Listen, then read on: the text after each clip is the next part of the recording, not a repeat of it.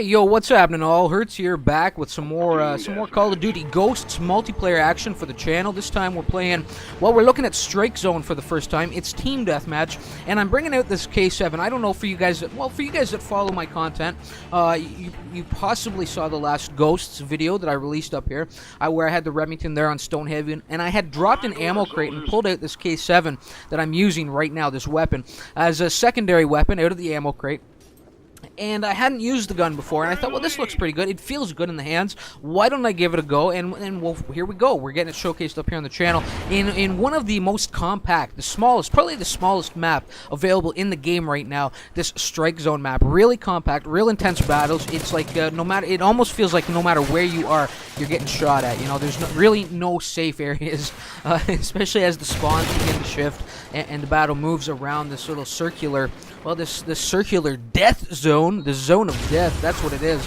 God damn it, the bodies pile up here quick, the matches don't last long, and the action is intense. So when you come in battle here, make sure you're bringing something that's good for up-in-your-face gameplay, and you want to try and maintain silence here. So as you can see, well, this K7, it comes outfitted with a silencer, standard with a silencer, right? So the extra attachments I have on here, armor-piercing rounds, which I highly recommend for this weapon. You do need a little extra punch with this sucker, especially once you get across those, well, beyond the medium range.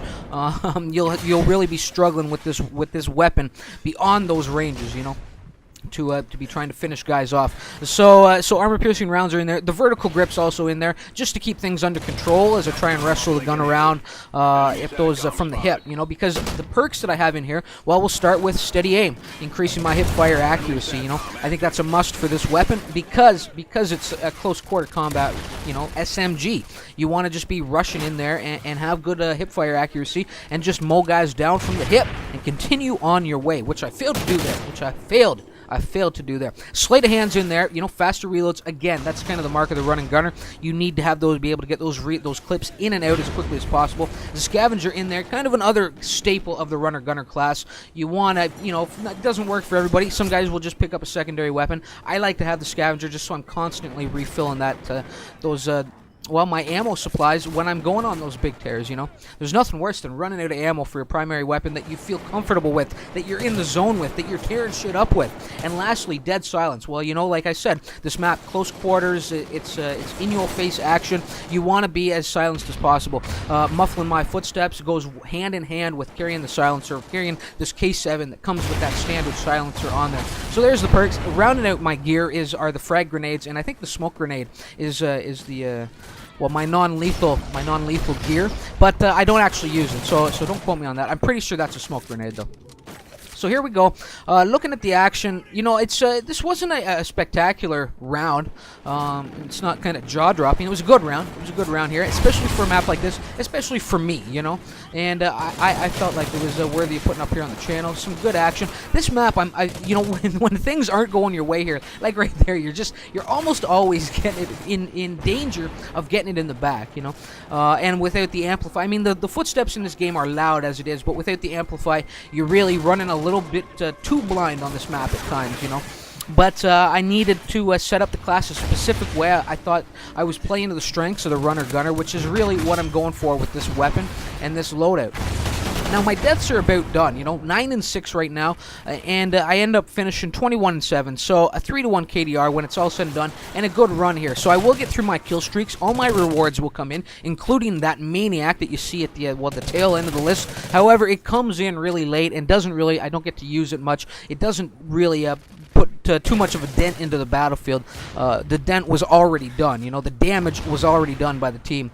Now right in here, just catching a bit of a breather, maybe grabbing a soda or something, an energy drink. I don't know where we are. This little, I guess this is a little sports shop or something like that. Anyway, this is a high traffic area. There are spawn points on either side of the shop, you know, so I could have posted up there, but I thought, you know what, let's play to my strengths. I was really only in there to in there to recoup my health. I do see this guy coming in as I get the first kill streak reward, my IMS, and I lure him. I bait him in there so deviously, yes, and it was beautiful. He walked right into my trap. Now I get 2 kills with the Trinity, amazingly, both on the fire and forget missiles, and I just really couldn't find a good lane, and then it was too late. The missile had drifted so close to the earth that I couldn't really make any type of adjustment, and there was just nobody really left to kill. There was no clean line of sight on anybody, you know. So at least I pulled in the 2 kills with the Trinity, brought me 2 kills closer to that maniac, which I now have as I put down somebody who was charging in there like a madman on me, and here it is. I dropped the care package, you know,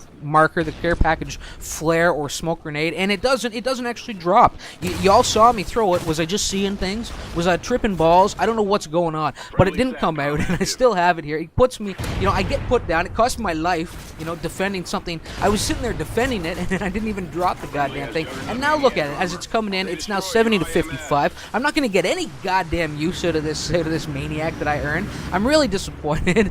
Really kind of irked a little bit. And what the hell is the thing doing dropping way over there? And look at this sucker trying to steal my treasure, steal my prize. Anyway, here we go, just going in here, slicing and dicing, 73 to 58. I'm hoping if they pile up here, I can get the kill cam, the final kill cam. No, just come up a little short, get that last little jab in with the blade, but I couldn't quite reach him, you know. So there we go, a pretty solid round. We're looking at who is this? Giobi getting a little nut shot on this guy right here, and there we go, 21-7. And you know what? 21-7. It's not a jaw dropper, like I said. It's not a huge spectacular round, but any 3-1 for me in this game, especially on this map in particular, where the action is just so chaotic. And for me in particular, the 3-1s at this point with this game is solid for me. You know, I like those rounds. I'm happy with those performances, and I thought it was worthy of getting up here. Hopefully, you all enjoyed the action. It wasn't too long. Like I said, the matches, they don't last too long on this map.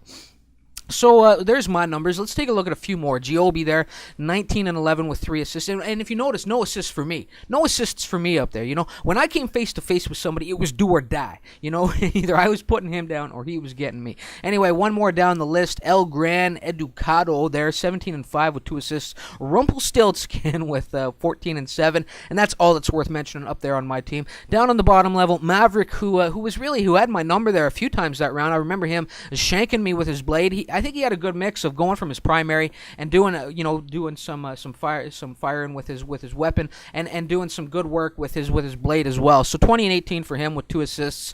Going down one more, Black and Blue there, 11-12, 5 assists. You know, he had the potential to be in the plus side there or being a top performer on his team, but it looks like guys were just kind of either stealing his kills or just finishing up his dirty work for him. You know. Anyway, that's all that's really worth mentioning down there. I could mention Yazik with a 9-7 and 3 assists. It was a relatively close game. It wasn't a complete blowout or walk away, and I thought the action was pretty good. So guys, hopefully you enjoyed that. Hopefully you'll leave me a like or a comment or sub to the channel if you're new around here and you haven't already. Again, thanks for stopping by, and I need to wrap this. So until next time, all well, remember why it hurts. Later.